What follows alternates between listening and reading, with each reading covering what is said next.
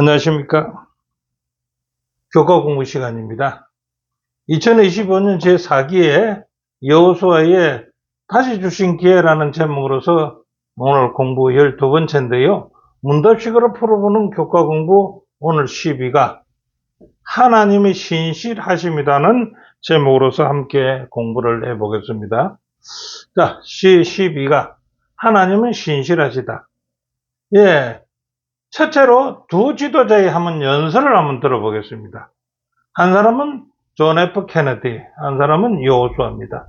존 F 케네디는 1961년 1월 20일 존 F 케네디 미국 대통령은 짧지만은요, 강력한 취임 연설을 통해서 국민들에게 말하기를 특권보다 책임을 강조하며 이렇게 말했습니다. 하나님의 축복을 구하되 이 땅을 향한 하나님의 일이 우리에게 맡겨진 일임을 우리는 알아야 된다라고 연설을 했습니다.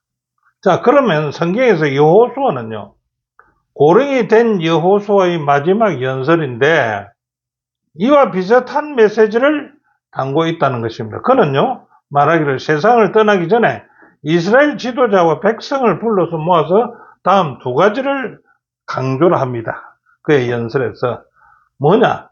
여호수아의 두 가지 연설을 한번 본다면은 첫째로 여호수아 23장에서는요. 미래에 대한 권면을 이스라엘 백성에 줍니다. 오직 여호와만을 경배하며 앞으로도 하나님께 충성할 때 승리가 이어질 것임을 여호수아는 강조를 합니다. 그리고 불순종은요. 멸망을 부르고 순종은 보호를 가져오는 언약의 진리를 그들에게 상기시켜 줍니다. 두 번째는요, 여호수아 24장에서는요, 과거에 대한 희생을 하게 됩니다. 자, 하나님께서 출애굽에서요, 가나안 정복까지 신실하게 이루신 일들을 되돌아보게 하면서 그 역사를 근거로 누가 참으로 경배받아야 하는지 결정하라고 그들에게 촉구하는 연설이었습니다. 그래서 이번 주는 이스라엘의 승리를 되돌아보는 동시에 이스라엘의 이후의 성공을 위한 길을 제시하는 여호수아의 첫 번째 연설을 함께 공부할 것입니다. 오늘의 기억절은요, 여호와께서 이스라엘 족속에게 말씀하신 선한 말씀이 하나도 남음이 없이 다 응하였더라라고 여호수아 21장 45절의 말씀이 오늘 기억절이 되겠습니다. 자, 첫째 날 모두 이루어졌다라는 얘기입니다. 여호수아 21장 43절부터 45절에 보면요, 하나님의 신실하심을 어떤 모습으로 그리고 있는가라고 묻습니다. 첫째, 그분께서 온 땅을 주셨다고 하고요. 두 번째는 모든 원수들을 그들의 손에 넘겨주셨다고도 말합니다. 세 번째는 그분께 맹세하신 대로 남음이 없이 다 이루어졌다, 응하였다라고 얘기합니다. 자, 여호수아 21장 43, 44, 45절 세 구절이에요. 오늘 이 세 구절에서 모든이라는 말이 나오는데 모든이라는 의미는 무엇인가? 히브리어에서 콜이라는 뜻인데 이 콜이라는 단어가요, 6번이나 이 세 구절에서 나온다는 것입니다. 그 땅의 여호와의 선물이지 이스라엘이 어떤 공로로 주장할 수 있는 것은 하나도 없다라는 뜻으로서 이 세 구절에 모든이라는 말이 나온다는 것입니다. 자, 여호수아 21장 43절부터 45절은요, 하나님을 어떤 모습으로 설명할 수 있을까라고 본다면요, 첫째가 약속을 성취하시는 하나님, 두 번째는요, 싸워 이기게 하시는 하나님, 세 번째가요, 하나님은 말씀하신 모든 것을 반드시 이루시는 하나님으로 소개하고 있다는 것입니다. 자, 그 내용은 여러분도 보시고요. 여호수아에게 약속이 성취된 것처럼요, 우리에게 주신 구원의 약속은 어떻게 성취될까? 그리고 어떻게 되는지 비교를 한번 해볼까요? 자, 여호수아 때요, 하나님이 약속하신 가나안 땅을 그대로 이루신 것 같이요, 예수 그리스도 안에서 우리에게 주신 구원의 약속도 동일한 신실함으로 성취하실 것을 우리는 믿지 않습니까? 디모데서 2장 12절부터 13절의 기록에는요, 그와 함께 죽으면은 함께 살 것이고요, 참으로 함께 왕노릇하고, 참으면은 함께 왕노릇하고, 또 우리는 밑부심이 없을지라도 주는 일향 밑부시니 자기를 부인하실 수 없음이라는 성경절이 13절입니다. 여기 나는 밑부심이 없다는 말과 그 다음에 밑부신이라는 말을 갖다가 이제 이해를 하면 좋겠는데요. 밑부심이 없다는 말은 히브리어에서 아피스테오라는 말이고요. 이 말은 믿지 않는다는 말이고요. 두 번째, 밑부신이라는 말은 히브리어 피스토스라고 하는 말인데 이는 신뢰하고 믿는다는 뜻이라는 겁니다.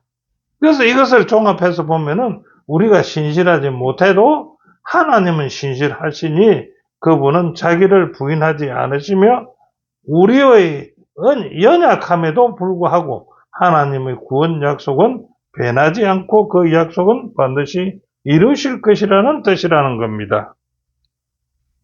자, 교훈은 저자는 이렇게 말한다. 하나님은 약속, 언약을 지키시는 신실한 분이시다는 거죠. 그가 땅을 주시고요, 원수를 이기게 하셨기에 모든 것은요, 그분의 선물이며 우리는 어떤 공로도 주장할 수가 없다라고 얘기하고 있습니다. 자, 둘째 날은요, 끊임없이 의지하는 삶이라는 것입니다. 끊임없이. 여호수아 21장 43절부터 45절에 모든 것이 이루어졌다는 선언은 무엇을 전제로 한 결과인가? 자, 이 결론은요, 하나님의 약속에 대한 이스라엘 순종을 전제로 이루어진 것이라고 얘기합니다. 두 번째는요, 땅의 분배와 정착은요, 자동적으로 주어진 성공이 아니라는 것입니다. 하나님의 말씀에 대한 순종에 따르는 결과라는 것입니다. 따라서 이 성취는요, 하나님의 신실하심을 전가하는 동시에 뭡니까? 이스라엘의 태도에 따라서 그 주어진 선물이 유지되거나 상실될 수 있는 조건적 성취임을 내포하고 있다는 것입니다. 자, 여호수아 23장 1절부터 5절에 나타난 여호수아의 고별사는 서론에서 가장 중요한 초점은 무엇인지 한번 볼까요? 서론의 초점입니다. 여호수아의 고별 인사의 초점은요, 자신의 노년이나 업적이 아니라 앞으로 사명을 이어갈 이스라엘 백성에게 있다고 초점을 맞추고 있습니다. 그는 가나안 정복의 책임 원인이요, 핵심 원인이 이스라엘의 군사력이나 전력이 아니라 여호와께서 친히 그들을 위해 싸우셨기 때문임을 강조하고 있는 말입니다. 이는 과거의 승리를 자랑하기 위함이 아니라 앞으로도 하나님만 의지하여야 함을 가르치기 위한 겉면의 고별사라는 것입니다. 자, 그렇다면요, 가나안 정복 방식과 지금 위에서 말한 가나안 정복 방식과 오늘날 그리스도인의 영적 승리 사이의 유사점은 무엇일까요? 자, 이스라엘이 가나안을 정복한 것처럼요, 오늘날 그리스도인의 영적 승리도 인간의 능력이 아니라 누구의 힘입니까? 하나님의 개입으로 이루어진다는 것을 같은 유사점이 있다는 것입니다. 마찬가지로 그리스도인은요, 그리스도의 십자가와 부활을 통해서 이미 결정적으로 승리를 받았습니다. 그리고 육신의 무기가 아닌 하나님의 능력으로 싸웠다고 합니다. 그리고요, 하나님의 전신갑주를 입고 성령의 도우심을 의지할 때 승리의 삶을 우리는 살 수가 있다라고 말씀하고 있습니다. 그래서 결론적으로 얘기한다면요, 승리는요, 이미 주어졌다는 것입니다. 그러나 자동적으로 유지되지 않다는 것입니다. 하나님을 끊임없이 의지하는 믿음과 순종 속에서 경험되는 현재적 현실이라는 것입니다. 얻었다고 자만하지 말라는 뜻이겠죠. 자, 교훈은요, 이스라엘에게 승리는요, 이미 성취된 불변하는 현실이 아니라, 변하지 않는 현실이 아니라 하나님께 도우실 것을 신실하게 끊임없이 의지할 때 언제나 얻을 수 있는 가능성이 있다라고 저자는 얘기합니다. 자, 셋째 날, 정확한 경계입니다. 하나님이요, 여호수아에게 주셨던 명확한 과제는 무엇인가 한번 살펴볼까요? 자, 하나님께서 여호수아에게 주신 명확한 과제는요, 너희는 강하고 담대하라. 두 번째는 율법을 완전히 지키고 행하라. 세 번째는요, 말씀을 항상 입에 두고 묵상하라는 것이 하나님께서 여호와에게 주셨던 명확한 과제입니다. 자, 이것은 이제 내용을 살펴보시고, 그렇기 때문에 그들에게 했던 경고는 어떤 것들이 있는가 보게 되면은, 경고에서는 정체성 유지를 하라. 그 다음에 이방신의 이름을 부르지 말고 그것을 금지해라. 세 번째는요, 영적 순결을 위해서 통혼을 금지한다. 자, 이런 것을 지키라고 경고를 하는 것입니다. 자, 여호수아의 관계에 대한 경고를 신약 성경은 어떻게 경고하는지 한번 볼까요? 그리스도인들은 믿지 않는 자와 혼인을 피하라고 분명히 경고했죠. 고린도서 6장 14절에. 그러나 이미 결혼한 사람도 있지 않아요. 그런 경우는 어떻게 할 것인지요? 바울은요, 믿지 않는 배우자와 이혼을 권하지는 않습니다. 배우자를 주님께로 이끌고자 하는 소망을 가지고 모범적인 그리스도인의 삶을 살라고 권고한다라고 고린도전서 7장 12절부터 16절에 기록되어 있다는 것입니다. 자, 교훈은요, 이스라엘에 주신 과제는요, 본질적으로 군사적인 것이 아닙니다. 하나님의 뜻에 순종하는 영적 싸움이기에 그들은 고유한 정체성을 유지하며 영적 순결을 지켜야 한다라고 얘기하고 있습니다. 자, 넷째 날은요, 여호와의 진노입니다. 성경에는 여호와의 진노와 응보적 정의를 어떻게 해석해야 하는가 한번 볼까요? 여호수아 23장 15절 16절에는요, 여호와께서 너에게 말씀하신 모든 선한 일이 너에게 임할 것 같이 저주에도 임할 것이라는 것입니다. 그 인과 응보지요. 응보는 진노와 응보입니다. 하나님은 그들 앞에 축복과 저주를 동시에 두었습니다. 그래서 말하자면 하나님의 언약에는 순종에 따른 축복이 있고 거역하게 되면 저주가 동시에 따른다는 것입니다. 민수기 11장 33절은요, 메초로의 사건이 있습니다. 메초로의 재앙은요, 하나님의 거룩함을 모독한 죄에 대한 즉각적 대응이며 공동체가 죄로 봉개되지 않도록 하는 정의의, 정화의 기능을 갖는 것이 메추라기 사건에도 있다는 것입니다. 메추라기를 재앙으로도 볼 수도 있다는 것입니다. 자, 하나님의 경고를 경험한 여호수아의 권면은 무엇입니까? 자, 이스라엘은요, 광야에서도 약속의 땅에서도 하나님의 진노를 이미 경험했습니다. 그래서 그들은요, 언약을 어기면 어떤 결과가 오는지 잘 알고 있습니다. 자, 여호수아의 경고는요, 가나안 멸망에 쓰던 표현을 이스라엘 멸망 가능성을 경고한다는 점이 충격적이라는 것입니다. 언약을 거부하면요, 거부하면 복처럼 저주도 반드시 성취될 것이라는 것입니다. 가나안을 인하여 심판을 통해서 주셨듯 하나님은요, 온 땅의 공의로운 심판자이시다는 것입니다. 제가 어디에 있든 하나님은 그것을 그냥 넘어가지 않으실 것이라는 것입니다. 자, 이스라엘이 거룩한 전쟁에 참여했다고 해서 그저 거룩해지는 것은 아니라는 것이죠. 과거에는 이스라엘이 도구였지만은 미래에는 이방이 이스라엘을 심판하는 도구가 될 수도 있다는 것입니다. 자, 하나님의 진노와 그리스도의 구속 사역은 어떤 관계가 있는가 볼까요?